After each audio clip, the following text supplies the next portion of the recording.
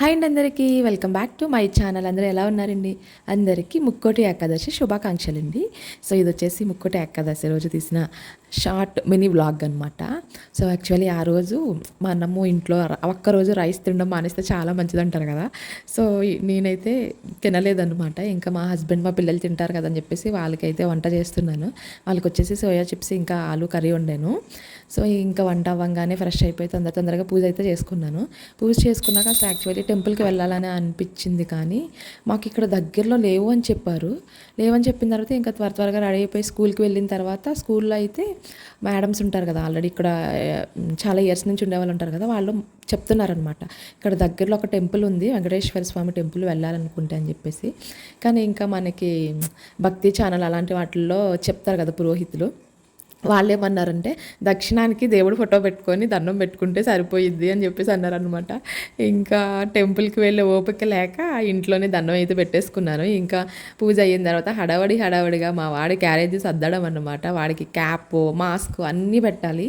వాడేమో తినేసి ఇంకా కూర్చొని ఉంటాడు అంతే. వాడు ఎప్పుడు ఎదుగుతాడా, వాడి పనిలో ఎప్పుడు చేసుకుంటాడా అని ఎదురు చూస్తున్నాను నేను. ఇంకా ఈవినింగ్ ఇంటికి వచ్చిన తర్వాత టిఫిన్ అయితే వేసుకున్నాం అనమాట. కొబ్బరి ఇంకా పల్లీలు చట్నీ చేశాను, గోధుమట్లు వేసుకున్నాం అనమాట ఇందులోకి. సో గోధుమట్లు నేను ఎలా వేస్తాను అనేది దోశలు అంటారు అట్లా అంటారు మరి తెలియదండి, నేనైతే అట్లని పిలుస్తున్నాను.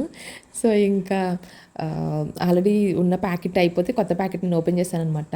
అందులో మనకి కొంచెం క్రిస్పీగా కావాలనుకుంటే వేసుకునే ముందు ఇక గోధుమ పిండి ఉంది కదా, గోధుమ నూక ఉంది కదా, అది జల్లుకుంటే కొంచెం క్రిస్పీగా వస్తాయి అనమాట. అందులోకి మనం మంచిగా టేస్టీ ఇంకా హెల్దీగా ఉంటుందన్నమాట.